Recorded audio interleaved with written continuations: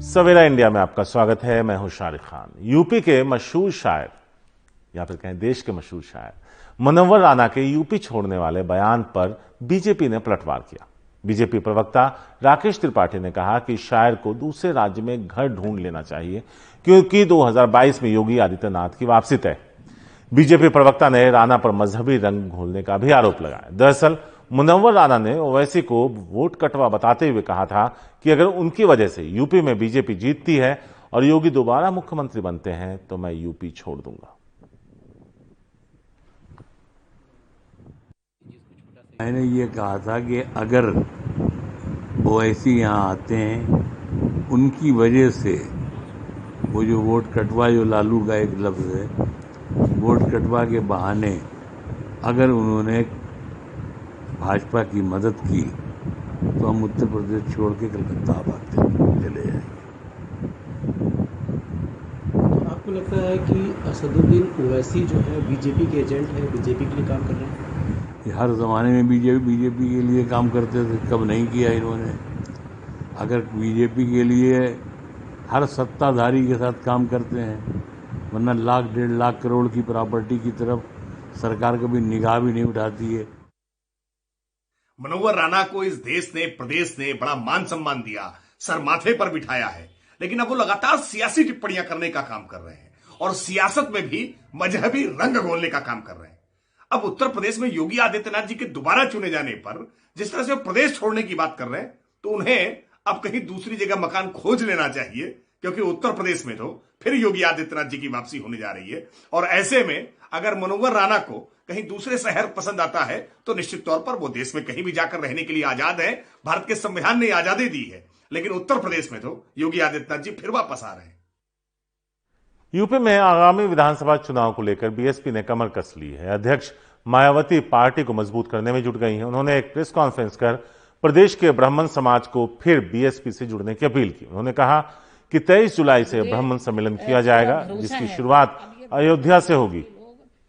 जो इन्होंने पिछले चुनाव में इनके बहकावे में आकर अपना वोट देकर इनकी सरकार बना दी थी पूरे 5 साल के लिए, अब वो पछता रहे हैं। लेकिन अब मुझे पूरा भरोसा है कि अब ये लोग इनके किसी भी प्रकार के बहकावे में नहीं आएंगे। ये जागरूक करने के लिए कि प्रदेश में अन्य सभी समाज के साथ साथ इनका भी हित हर मामले में, हर स्तर पर बीएसपी व इस पार्टी की सरकार में ही केवल सुरक्षित रह सकता है। इनकी धार्मिक भावनाओं को भी ध्यान में रखकर ये अभियान अयोध्या से शुरू किया जा रहा है। मध्य प्रदेश के इंदौर जिले के मानपुर क्षेत्र में दबंग जाति के लोगों ने अनुसूचित जाति के दूल्हे की बारात रोक दी। आरोपियों ने बारात में शामिल लोगों को कार में सवार होने से रोका और उन पर हमला भी किया। पीड़ित पक्ष का यह भी आरोप है कि उसे भगवान के दर्शन से रोकने की कोशिश की गई। इसे लेकर काफी तनाव हो गया। जानकारी मिलने के बाद मौके पर पहुंची पुलिस ने हालात को काबू में किया। मामले में 3 आरोपियों के खिलाफ SC/ST एक्ट समेत कई धाराओं में मुकदमा दर्ज हुआ। पुलिस ने 3 आरोपियों को गिरफ्तार भी किया। इंदौर जिले की महू तहसील के ग्राम चैनपुरा में आज हमारे दलित समाज के दूल्हे विकास कलमोदिया की बारात थी।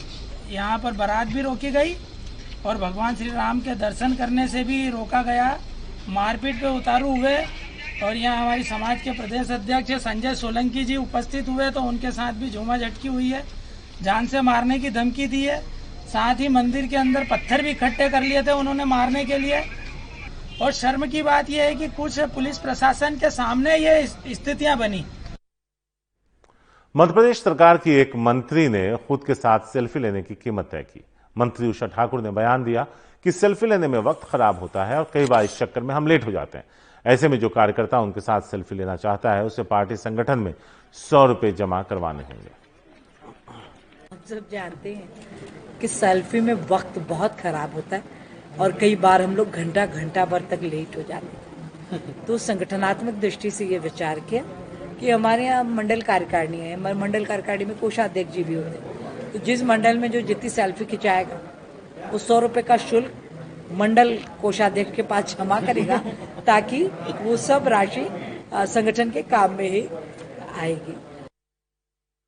मध्य प्रदेश के शाजापुर में एक बैंक कर्मी से मारपीट का वीडियो शनिवार को तेजी से वायरल हो रहा है, जिसमें कुछ लोग एक बैंक के कर्मचारी को दौड़ा दौड़ाकर पीट रहे हैं। बताया जा रहा है कि पीटने वालों में एमपी के शिक्षा राज्य मंत्री इंदर सिंह परमार का एक रिश्तेदार है। पुलिस ने पीटने वालों के बजाय बैंक कर्मचारी पर ही मामला दर्ज कर लिया और 3 दिन तक मामले को छुपाए रखा।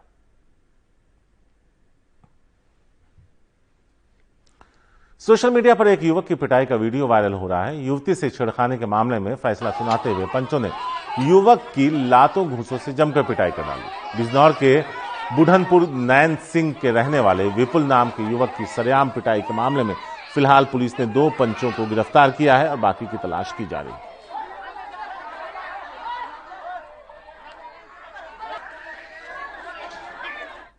उत्तराखंड के मुख्यमंत्री पुष्कर सिंह धामी को अपनी पहली केदारनाथ यात्रा के दौरान तीर्थ पुरोहितों के विरोध का सामना करना पड़ सकता है। पुरोहितों ने चेतावनी दी है कि अगर देवस्थानम बोर्ड पर पुनर्विचार नहीं किया गया तो मुख्यमंत्री के केदारनाथ दौरे पर विरोध किया जाएगा। इसके लिए केदार सभा के तीर्थ पुरोहितों ने स्थानीय प्रशासन को विरोध प्रदर्शन की बाकायदा सूचना भी दी। आज मुख्यमंत्री धामी रुद्रप्रयाग जिले के 1 दिन के दौरे पर होंगे।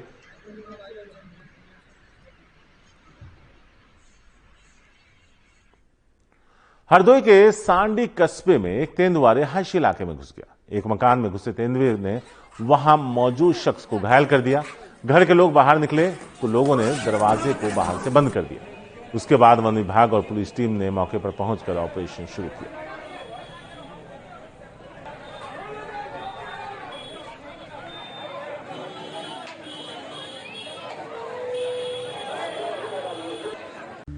दिल्ली की सीमाओं पर आंदोलन कर रहे किसान संसद सत्र के दौरान संसद नहीं चलने देना चाहते। किसान संसद चलाना चाहते हैं, लेकिन इसे लेकर किसान नेताओं और दिल्ली पुलिस के अधिकारियों के बीच बैठक भी हुई, जो बेनतीजा रही।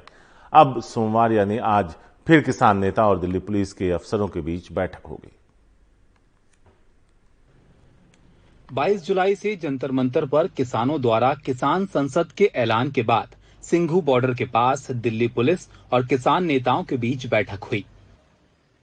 इस बैठक में किसान नेता बलबीर सिंह राजेवाल, जगजीत सिंह डल्लेवाल, डॉक्टर दर्शन पाल, योगेंद्र यादव समेत 8 से 10 किसान नेता मौजूद रहे। हालांकि पुलिस और किसान नेताओं के बीच सहमति नहीं बन सकी।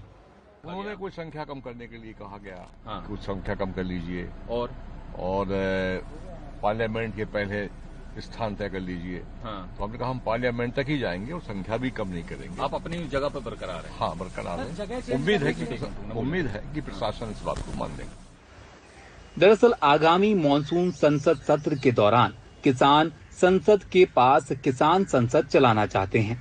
किसान नेताओं के मुताबिक 22 जुलाई से जब तक संसद में मॉनसून सत्र चलेगा, तब तक हर रोज सिंघू बॉर्डर से 200 किसान जंतर मंतर जाएंगे और शांतिपूर्वक किसान संसद चलाएंगे। सभी को बकायदा आई कार्ड दिया जाएगा और सबके पास अपना आधार कार्ड होगा। 200 लोग जाएंगे, बसेस में जाएंगे, उनके गले में आइडेंटिटी कार्ड होगा, आधार कार्ड के साथ मिला हुआ। किसी और को घुसने नहीं दिया जाएगा। हम पार्लियामेंट की तरफ मार्च करके अपना पार्लियामेंट सेशन बाहर चलाएंगे। लेकिन दिल्ली पुलिस बिल्कुल नहीं चाहती कि मॉनसून सत्र के दौरान किसान दिल्ली में कोई प्रदर्शन करें। बैठक के बाद किसान नेताओं ने साफ किया है कि वो संसद का घेराव नहीं करेंगे, लेकिन वो जंतर मंतर पर किसान संसद जरूर चलाएंगे। सोमवार को फिर दिल्ली पुलिस के अधिकारी किसान नेताओं से मीटिंग करेंगे। नई दिल्ली से मुकेश सिंह सेंगर, एनडीटीवी इंडिया के लिए।